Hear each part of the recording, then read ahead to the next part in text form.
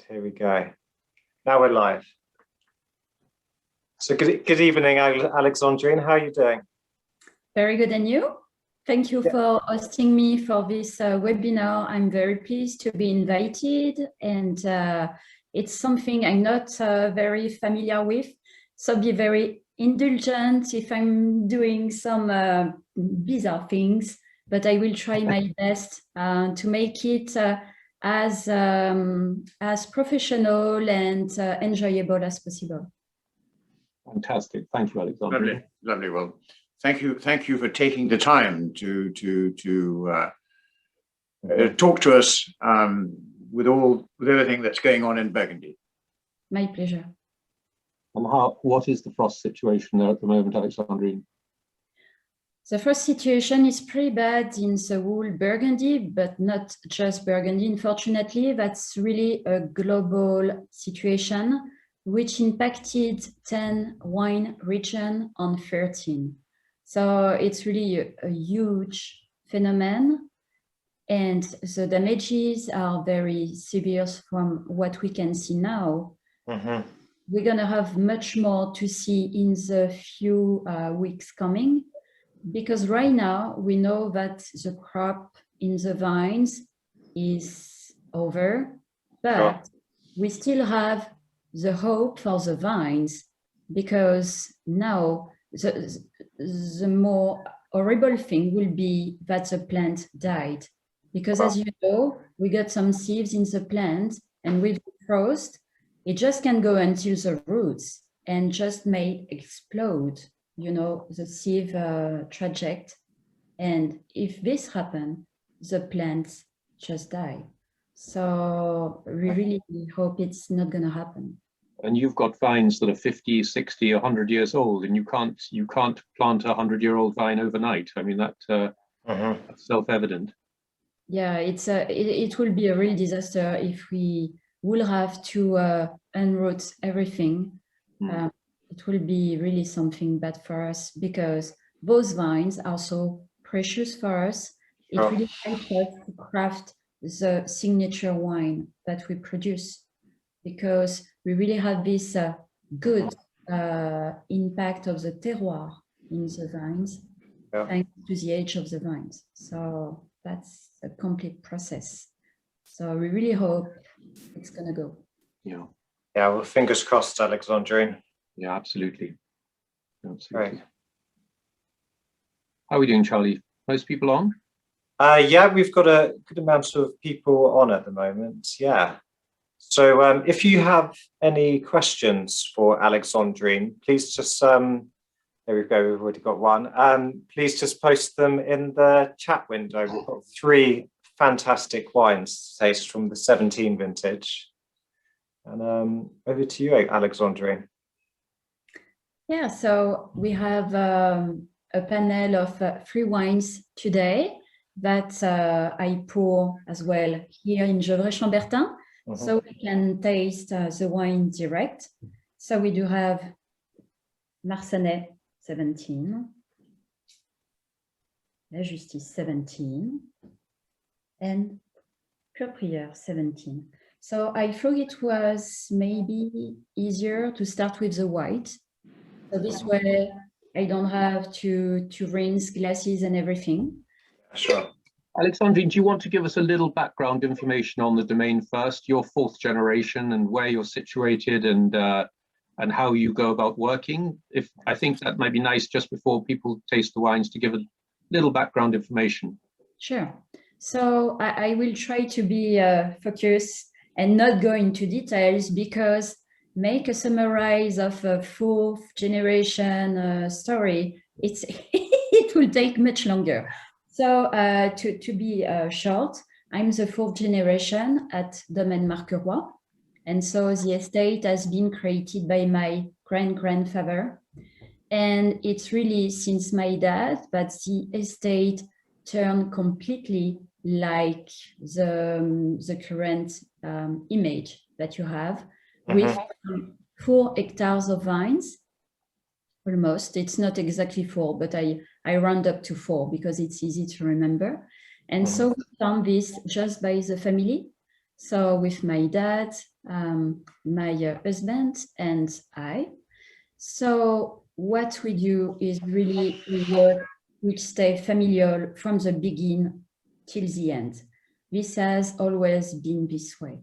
So when my father took over the estate from his father, André was selling most of the wine, to negociants. And so my dad was a bit upset because he was thinking the value of the wines were not recognized this way. Oh. So he decided to put the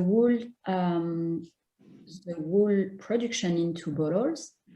So since 1982, the production is 100% bottle on the estate. So this made a huge difference, of course, comparing to before. But still, my father was working just with my mom, Regine, and they were just the two of us to make all the work from the vine until the final commercialization. And the situation, I mean, the way to sell the wines were different from now. So they were having just, it's not an offense, but just one importer in Great Britain, actually, and another one in US, and the other customers were all coming from France. So great business, but still no image, you know, because nobody could see the wine really like today. And when I arrived at the estate, I was like, well, there's something to do about it. I'm sourced from high school literacy baccalaureate, nothing to see with the vine from the beginning, but I was very attracted by foreign languages and French in general. I like poesy and literature and everything. So I started with that, and then I made a CV to be admitted to the Viticultural High School of Beaune on the Technique Diploma, which is viticulture and enology. But they said, no, you actually do not have the scientific level, so we don't want you into this formation. Well, okay, so I decided to jump into the trade and business of the wine, still at Beaune, that I did in 2 years. And then I went to south of France to have a higher level of this. And then I meet an attorney who was giving some courses at the school where I was studying. And he said, you know what, Alexandrine, there is a license which opened in Narbonne, and it's about the vines and everything in relationship with the law, plantation, And I was like, this might be good, not because I'm a law person, but because it's a free level and a BTS is just 2. So I was like, if I upgrade, they can say no, because I'm going to have a higher level from what they are offering. And so this is exactly what happened. So I did my degree in law, and then I came back to the VT of Beaune. I was like, here I am. And I spent my diploma that I had, and I did some training period, both in Australia in 2004, New Zealand in 2005. In addition, since 2007, I'm also consulting for Tulse Creek Vineyards in Oregon. And I took over the estate with my family in 2003. So it was plenty of a nice combination and great wine experience. And when I arrived at the estate, I was like, we absolutely need to rebuild, you know, the business, distribution and everything, because this is not good. I told my dad, you know what, Dad, it's a disaster because you craft outstanding wines and nobody knows. Sure. So he was like, well, if you are comfortable with that, go. And I was like, okay. I'm going to be part of it.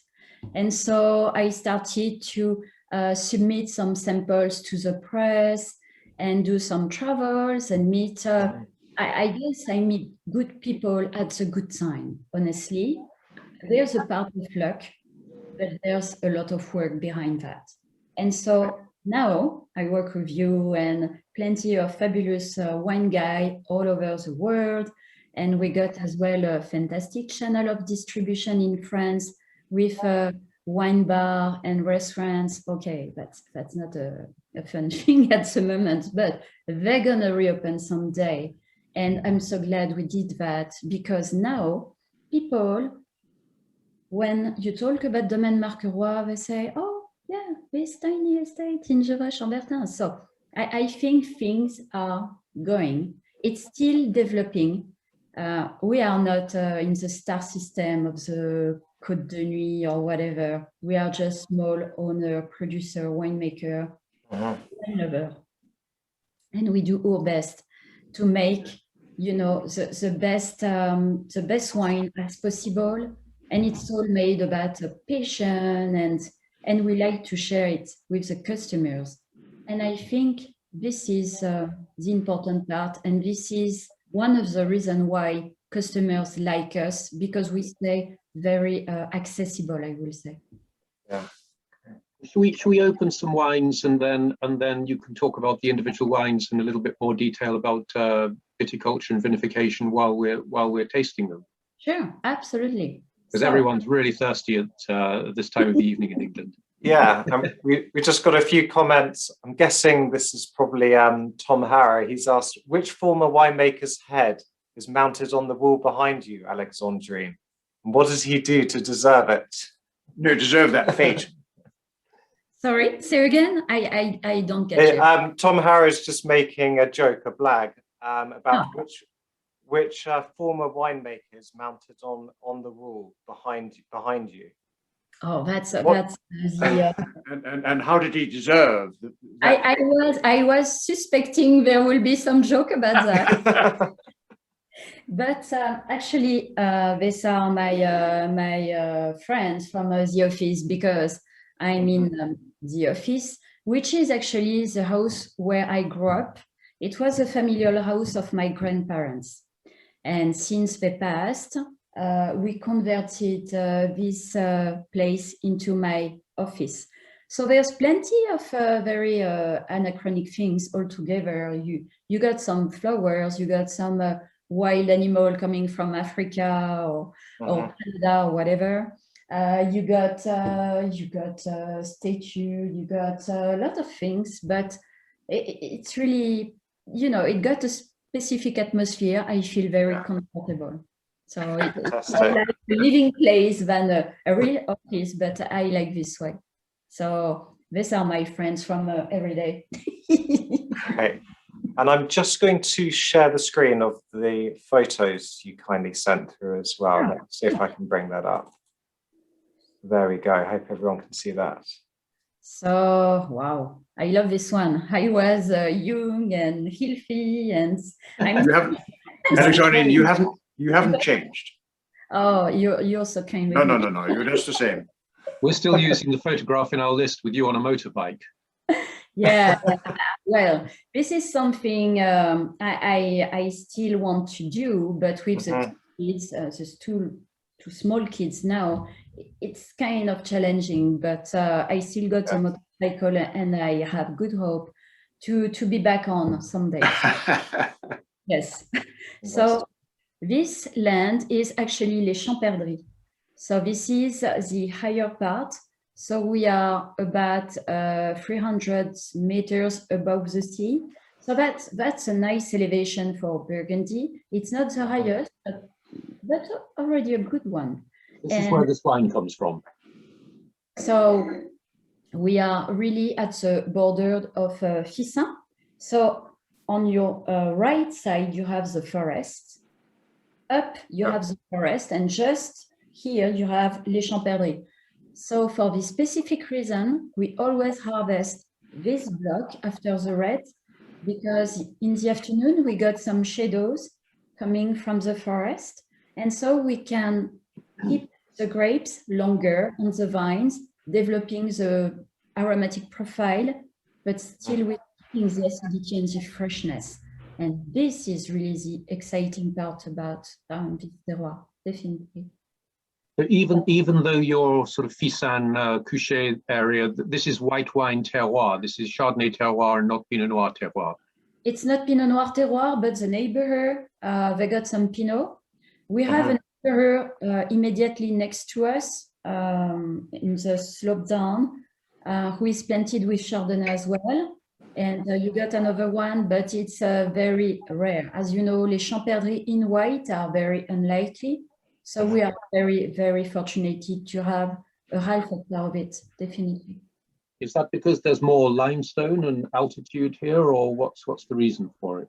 It's mostly stony at this place. So even when you have to replace a plant, you have to dig, and it's so hard to do anything because there's a lot of mother stone just below. There's maybe 10 centimeters of earth, and then it's stony. So it really gives to the wine this specificity about, you know, the minerality and the dry stone that we can have during the tasting. Okay. And how do you make the wine, Alexandrine? What's the vinification? So for the Marsannay, so we harvest after the reds, as I said, and I really cherish the acidity and the balance into the wine. So for this reason, I'm always very careful about my date of picking. And we always pick with a regular team of friends. Actually, they're friends. Some of them are coming at the estate since 10, 20, 30 years for some of them to pick the grapes. So they know exactly the work and the exigent I got for this specific time. So for the white, we pick with, you know, a little basket, like for the white. But the good thing is that we can immediately transfer the grapes at the winery, because they do. There's another photo at the, I think, in the middle of the diaporama. So we can see the pickers, you know, taking the cases of grapes all together. I think it's in, here we go. Okay.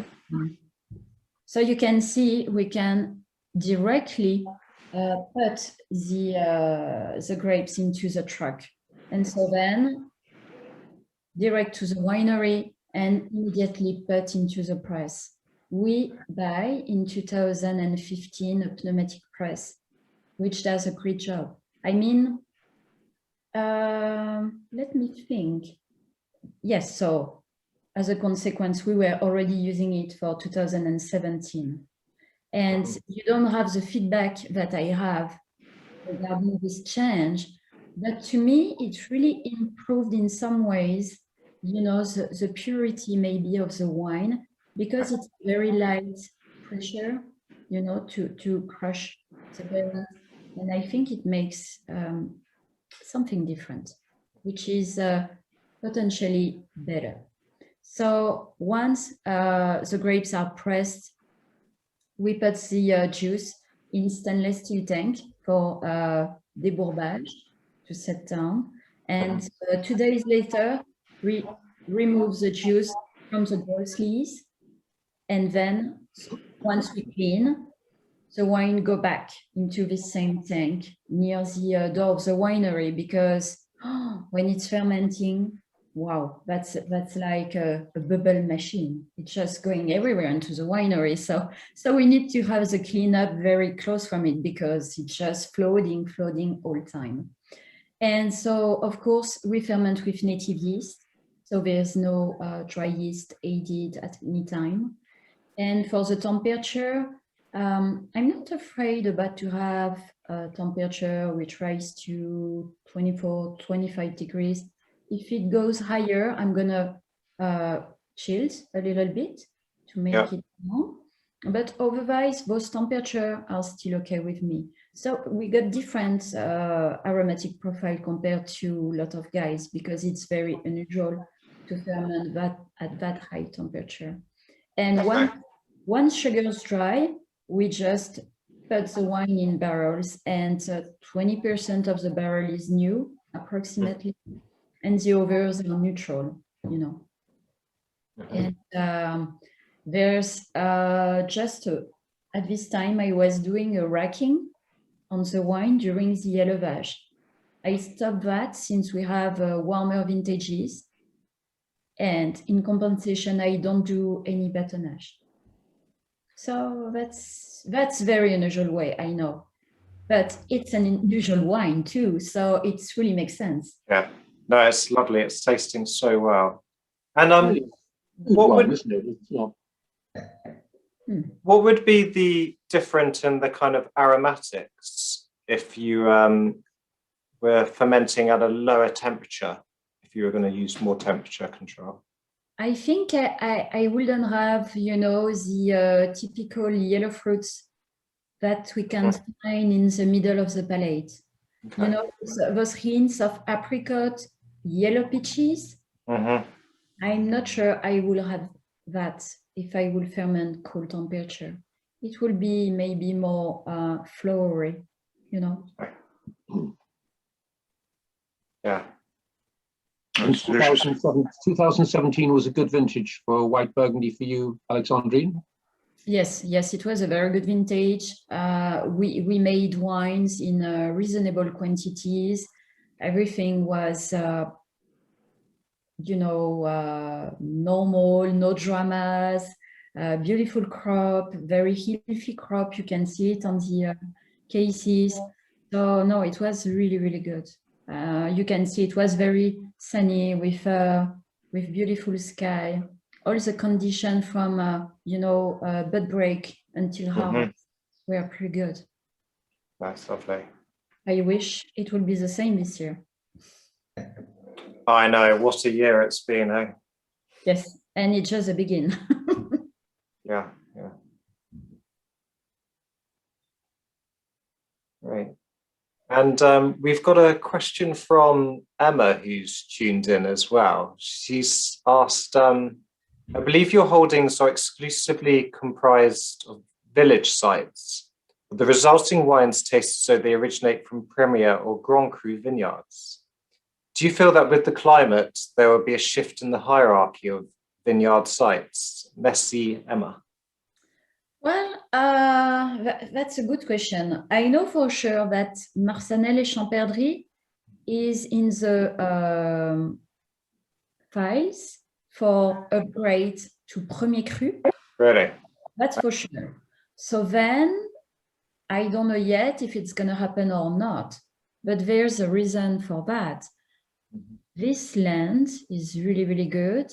And I think in addition with the climate, it really gives its best, really. In cold vintage, it used to be more acid, of course, but in those warmer vintage, you got the roundness, but still with the freshness coming, you know, from the forest, which borders the block. Yeah. So it really makes sense to me, of course, if this wine would become a Premier Cru sometime, because we got an amazing terroir, we got amazing plants, and as a consequence, beautiful wines. Yeah, that's lovely. So let's see. That will be a good news for this year. I take it. And when do you think you'll hear the new news about the legislation? About the about the new rules, yeah. That's I don't know really, but yeah, everything's slowed down at the moment, isn't it? Everything is so delayed all the time. Sure. You can't really know. You can just figure and hoping. That's what we do mostly. Well, the main thing is this wine is quite delicious, and it doesn't matter whether it's village or Premier Cru or Grand Cru. Yeah, I mean, it comes from you, and it doesn't matter. No, no, but for a person of Gevrey who doesn't own any premier cru or grand cru, that will be a very nice recognition. And in addition, we had recently several articles for the Marsannay, which really proves that this wine is special. So that's so much honors for us, because the Marsannay white at the beginning, I mean, it's not that far from my dad's time in the 19 something. Nobody will have paid attention to it. And I remember my mother, she's not a white person. She was even not talking about the white to the customers. So plenty of people just don't know we were making white. Yeah. Isn't it ironic? We make in such small quantities, Alexandrine. And we've got these tiny, I'm not sure if you've seen them, we've got these tiny rations of your reds we've been sharing with our customers. What would you taste first, do you think? Do you think you do the La Justice before the Clos Prieur? And the response is La Justice. Yes. Yes. Sure.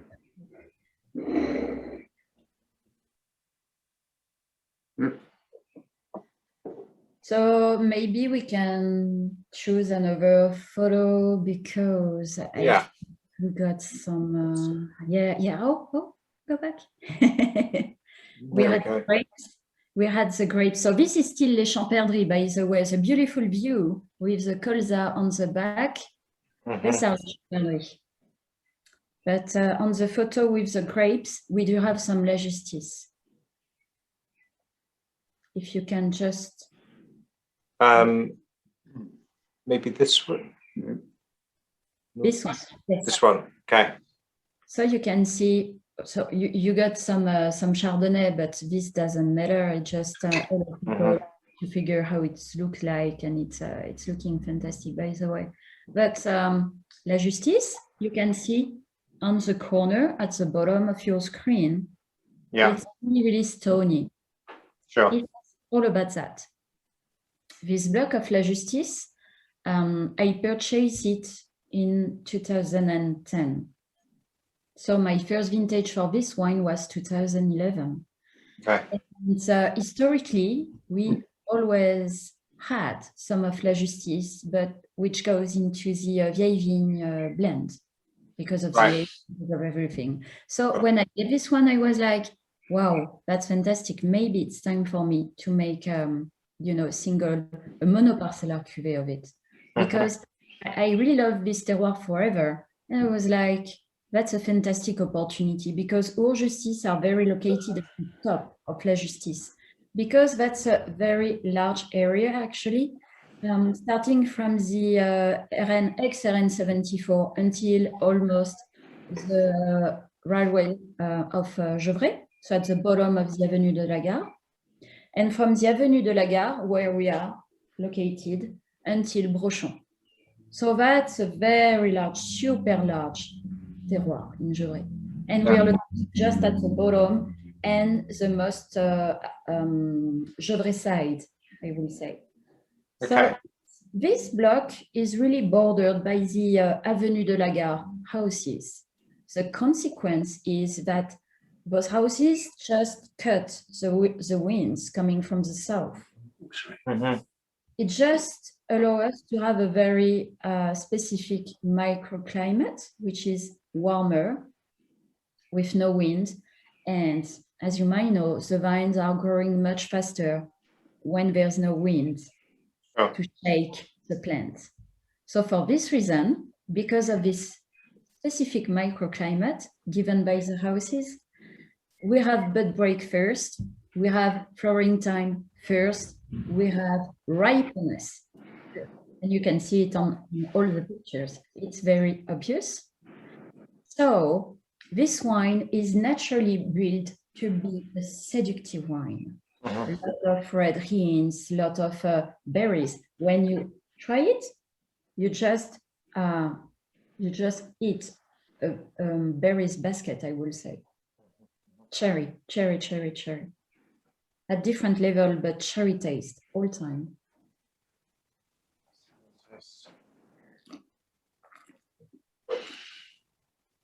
So just these, We do have just these, Alexandrine, sorry to interrupt. Go ahead. No, I was just saying, as we don't have a map, as you drive north, all the main vineyards in the Côte de Nuits are on the left-hand side, on the western side. But in Gevrey-Chambertin, Justice is on the right-hand side, and that's because you've got all the little stones from the Comte de Lavaux that have washed down, Yes. and they've gone over. So these stones have enabled the wine, the area to be much higher level of vineyard than further down in Chambol or Beaune-Romany, where there are no vines really on the right-hand side of the road. Yeah, absolutely. But you can taste it on your glass. I mean, it's very obvious that this terroir really worth its situation. It doesn't have maybe the complexity of a Premier Cru, but it's so good. It's gorgeous wine, which really figures to me the charming Gevrey-Chambertin side. Charming, charming, charming. You know, I always have in my head the picture of a dancer, a ballerine dancer, you know, very gracious, very elegant, and, you know, just dancing like this, like the wine. You can see it. It's just wonderful wine, very soft tannins. The flavors are just exploding into your glass when you put your nose on it. Wow, it's really, really gourmand. It's what's the translation in English for gourmand? Same word. Yeah. And yeah, I guess we borrowed the French word for that one. Yeah. Sometimes I need to create something new. So It means greedy as well. yeah, yeah. I mean, yeah. So crunchy. So Alexandrine, when you bought these vines, they were already quite old. So they'd have been 30, 40 years old when you bought them in 2010. Yeah, so so they're 50 years old now. It's about 40 to 50 years old probably, and it's. I even have no idea about the kind of plant it is, but you can see the berries look like blackcurrant. Yeah. It's really something special. I have no idea about the plant which was used for plantation. It used to not produce a lot of grapes. This is really an exception that you can see on your photo. That's the reason why I took it, because this never happens. But most of the time, you have 1 or 2 grapes on your plant, and you're like, woohoo, it's fantastic. It's just because it doesn't produce a very high level amount of grapes. But the grapes, it's like blue grapes. It's even not violet grapes. It's blue. And it's so intense when you try it. Yeah. And the juice immediately express itself. When you we used to do 100% desteam at the estate for right. And when we do that, we can already feel the potential of this wine juice. It's so intense. It's like if you are coming into jam bottle, you know, like just so yummy, so yummy. And do you still 100% de-stem everything, or do you use some stems these days? I don't. I'm a little dogger of Henri Jaillet. I de-steam everything. Yes, I really like the 100% de-steam. A lot of people used to think we are using a part of wool grapes, wool berries, but actually wool clusters. That was the word I was trying to search. We don't, but we still have the same freshness. Yeah. So why I should add something like this? My grandfather was doing wool clusters, 100%. Right. I do some in Oregon with carbonic maceration for Pinot Noir. I do some partial wine. So, I mean, I know the topic. I know the topic, no problem. But for the same reasons, I want to keep it this way in Gevrey, because this is my signature. And this is really the style of wine I like. It's very selfish, but I produce wine I like to drink. Yeah. Well, we're loving them too, I guess. So Yeah. keep producing these super floral wines. Don't Don't change. And once you've destemmed, Alexandrine, what do you do next? So once it's desteamed, I just leave the berries together, of course, and I do a pump over of homogenization, to mix the sulfur, because we had sulfur at this time of the process, and then we don't had any until the malolactic is done. So it's very important to to choose the best native yeast that you have for your fermentation. So for this reason, then I leave the grapes, the berries, quiet for several days at a temperature it comes at the winery. That is to say, if my harvest is 14 degrees Celsius, I'm gonna leave this at this temperature, and it's gonna warm up gently, and then it's gonna start to ferment, etc. The only time where I use a chiller is for very hot crush and picking time, such like 19, for example. 19, I decided to cool down the temperature, because at the encuvage, at the end of the crush process, the juice were too warm to me. Right. So I don't want that too. I mean, it will be completely insane to leave a tank with berries which are 25 degrees Celsius. It doesn't make sense. So down until 12 degrees Celsius, which is good enough. I'm not a super fan of the super low temperature. I really want to keep it as natural as possible, because that's the starting point of the whole story of your wine. That is to say, if you are acting on this, then you're going to change the natural way of the wine. It's going to make more days on maceration before to ferment. And I prefer to leave it the way it is.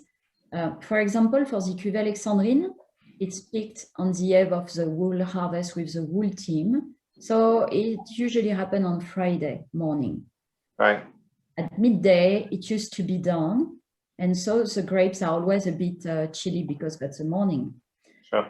And then we pick different blocks, etc. We do the vieille vigne, And at the end, the cuvée which going to start to ferment will be Cuvée Alexandrine, whereas it has been the first one to be in the cellar. Conclusion is temperature. The cooler one, she starts after the others. And I like this natural way of starting fermentation with the native yeast. I think it's really a marker, a starting point from where you go with the wine. It's important to me. Great. But you're not deliberately trying to do a pre-fermentation cold maceration or anything like that. It's much more natural than that. It's much more natural, yes. I just do a cool down when temperatures are crazy, such like 19 or crazy vintage, but otherwise I leave it natural. I like natural until 20, 22 degrees. It's really nice. So the range can be from 8 degrees, such as in 2008, for example. I remember that it was naturally perfect. I mean, it took longer time to start fermentation, like 6 days. My father was about to ask me, would you warm those things? And I was like, no. It's gonna go. It just needs time. And I don't know any tank with those berries which shouldn't ferment naturally. There's no reason why. The yeasts are in. It just takes a bit longer when it's cooler, but it needs patience. Native yeasts are not under your control. So that's the reason why you have to be very careful when you are working with nature. As you can see, it just gives easy things. It's really fermenting very, very strongly, and wow, it used to be very, very amazing. But I like this side. I like this side, and every year it's different. There's always something different in the way it starts. Sometimes we have what we call tumultuous, when it's very bubbly, like on this photo. Sometimes it happens when it's 20 degrees Celsius. Sometimes it's 25.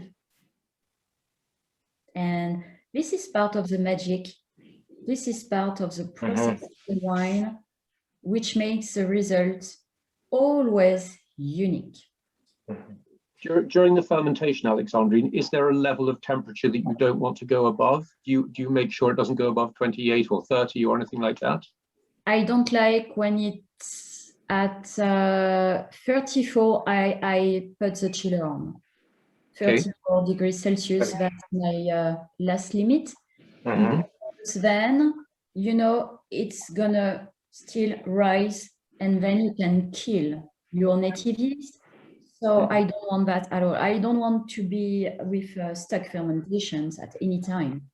I just want to make sure we are not going to go into troubles. I'm not a crazy person. I like the nature. I like the process. I like to listen my tanks. I like to see my juice and play with bubbles, but I'm not that crazy to leave the tank rising, and then just explode, because this is what happens. If you leave the yeast rising in temperature, you can go into big trouble. And what's your opinion on pigeage and remontage, and has that changed as global warming has made things a bit riper? So in the more classic vintage, I will say, I was doing more pigeage. Which is punching down. Yes, but I do it by foot. Yeah.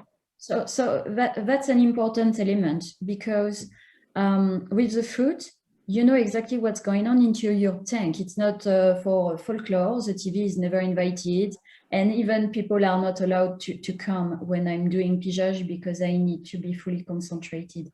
But the reason is I know quite exactly what's going on into my tank. And my grandfather used to say, you can't understand your tank if you are not jumping in. And he's right, because you can have the papers, you can have the analysis, you can have the numbers and everything, you can see, but you are not feeling. I want to feel what's going on. Where are the warm spots, the cold one? And this really makes part of the winemaking. And I need that. So the Pijou, the puncher, I just use it for the Cuvée Alexandrine, because unfortunately, this tank is half full. So I know if I'm jumping in, I won't go up then. So I'm that full.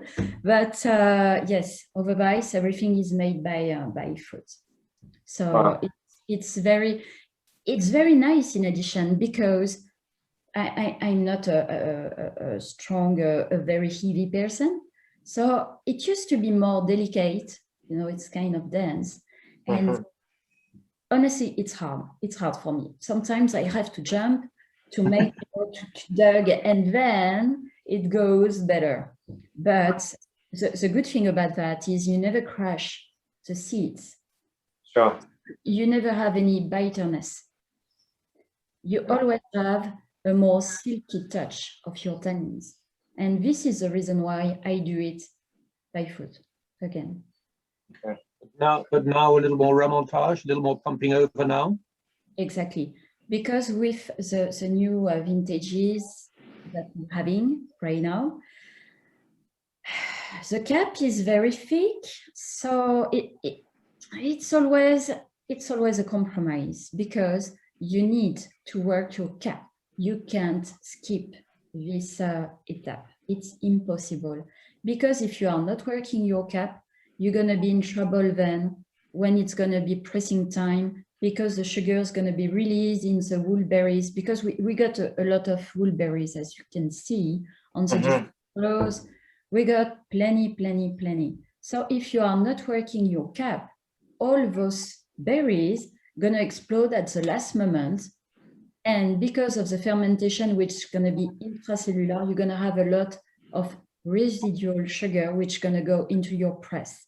And then it's much harder to make it finish. So then it's kind of slow down. It can go into volatile when it's, you know, by the end. So this is not something I'm looking for, of course. So you need to work your cap, but with a reflection. You need to be gentle. Otherwise, you're gonna over extract, and you don't want that. So you need to do some pigeage, but you need as well to choose the right time to make it, because these details got an incredible importance. Sure. If you do pigeage late on in the fermentation, when the yeasts are getting tired, and then you add sugar to the fermentation, don't the yeast get stressed and produce glycerol, which adds a kind of roundness and richness to the wine? You can of course do whatever you want, and adding sugar at the end of the fermentation is a process which is used by some winemakers. Honestly, I don't like it. I don't like it because it's a kind of gaming. You're lucky, perfect. You're unlucky, it's crap, full crap. Because out of balance. And then you get the volatile, which gonna rise, and then your yeast are stressed, and sometimes some people have to do how do you call that? A yeasting with dry yeast to make it Restart. Okay. Yeah. And trust me, I saw some people doing that. Not fun at all. It's very tricky. We love the way you make your wines at Alexandrine. Yeah, sure do. And, should we do the Clos Prieur? yeah, we've got our. I think we Absolutely. need 2 bottles for both of us next time. Clos Prieur. So, what do we have? Well, okay. So, for the Clos Prieur, it's really a pure reflection of the place, like for the Justice. So you have Justice, which is very charming, very, you know, dancing wine. The Clos Prieur is much more serious at the first sight, but then when you taste, you got this incredible complexity coming through with a lot of tannins, but still very silky and ripened tannins with beautiful layers of dark fruit. I will think more like black currant. There's some hint of violet flowers. It's at the same time fruity and florals, in my opinion. And A lovely freshness to it as well, though. It's gorgeous. fresh. It's super fresh, indeed. Yeah. I like it because it's a very punchy. It got a lot of energy, a lot of character, and it's at the same time very vertical and, you know, very full-bodied without being heavy. And where's this vineyard situated, Alexandrine? So the Clos Prieur is located below Gevrey-Chambertin.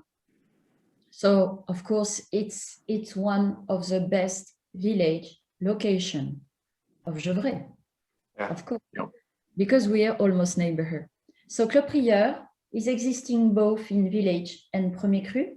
We got the village side, but it really doesn't matter because to me, this wine got all the attributes of the Premier Cru. It really got the deepness, the intensity, the spiciness. It's a very complete wine, perfect for aging, of course, great potential, but it's there, but it can still grow, you know, over the years. So you can enjoy whenever you want. That's a good thing about it. And what was the original reason why they decided to split it between Premier Cru and Village? There's a tiny road made for, you know, vehicles to go into the vine. So that's a natural border, I will say, between the Premier and the Village. That's it. And how old are the vines here, Alexandrine? In the Clos Prieur, it's average 60 years old, average. A part is much older than this. These are century years old vines, but a part has been replaced in 85 after some frost damage. So that's a combination between the two, and it's about 60 years old, yes. Maybe more, because time flies. Sometimes I just lose, you know, the time going through, but yes, I will say 60. And the soils are quite iron rich, fair. So it's quite a similar structure to Pommard in a way. You know, you've got that sort of it's difficult to describe, but there's a very sort of irony character to it. It does. It really does. When I'm working this block, I'm always amazed about the color of the earth. It's kind of red, you know. It's brown, but with a hint of red inside. And I definitely think there's some iron in there for sure. And we also got kind of very big stones on the sous-sol under level. So it really compared to this parcel something unique. We got plenty of different layers of soil. I'm not a geologist, but it's very complex soil at this specific place. And because of this deepness and richness in the wine, do you have to think about vinifying it differently when you're making the wine in the cellars? Is it the same process, or are you doing anything different? Important point. All the wines, I mean, excepted the white, of course, but all the reds are made by the same process. Because I really want to have wine expressing places and what they are. Whereas just winemaking effect, you know. Sure. I'm not trying to change the typicity and the character of the wine. So I really want to leave it expressed by itself and the most naturally as possible. So of course I'm using the same process, but each wine, each tank got its own cycle and speed and rhythm, and it's always different. Whatever you do, it's going to be different. So, and we have a question from Shana. She's asked, how large are your holdings in Clos Prieur? it's very small. It's several acres, but it's better than nothing, as I used to say, you know. It's not a lot of production, but it's so amazing that I'm so glad to have some. I wish I would have more, but maybe someday, who knows. And just before we go, could you just touch upon the Cuvée Alexandrine as well, because that's quite a different it's quite a different style, isn't it? We had a bottle of your 17 vintage, I think, for Christmas, and it was delicious, but it tasted much better 2 days after opening, actually, because it was all so tight. The cuvée Alexandrine figures the Grand Cru that I don't have technically on the papers at the estate. So it was from an original idea of my dad. My dad got wonderful ideas. And when I took over, he was like, maybe you might change the name of the estate, like Domaine Alexandrine Roy. And I was like, it's out of question. It's not fair. It's not respectful about all the work you did. So I don't want that. He said, okay, just do a cuvée and make it by yourself. And I was like, this is a super idea because it's going to be like a business card. Sure. It's going to be a bottle of wine instead. And the idea was great. So I said, yes, let's do that. So the first one was created in 2005. So in addition, it was a great vintage. And this is based from a selection of Mirande grapes only that I pick on 6 of my favorite blocks. So I really wanted to create something apart, but from the original, selection. Yeah. So what do you do, Alexandrine? You go around first and you pick the tiny undeveloped Mirande grapes first. Is that what happens? Yes, absolutely. Actually, we do this selection on the eve of harvest, as I previously said. So this used to be on Friday, and we do that just by the family, just us. So everybody is in charge of his basket, and we just pick Mirande grapes from those 6 different sites. And that's it. That's the only but major difference with the other cuvée. It's all about the selection. Then for the process, as I said, it's the same. Soft accepted for the punch down because I need to do it with the puncher and not by foot, but that's the only difference. Isn't it impressive? Yeah, no, it's fantastic. Yeah, it's an amazing wine. Yeah. Well, thanks so much for coming on, Alexandrine. Yeah. I've had a few comments like Emma, who's not with us tonight. She's really enjoying your Bourgogne Rouge. Says, Thank you. baby Gevrey-Chambertin, à bientôt en Bourgogne. And Emile and Louise say, such amazing wines, Alexandrine. Thank you so much for sharing them.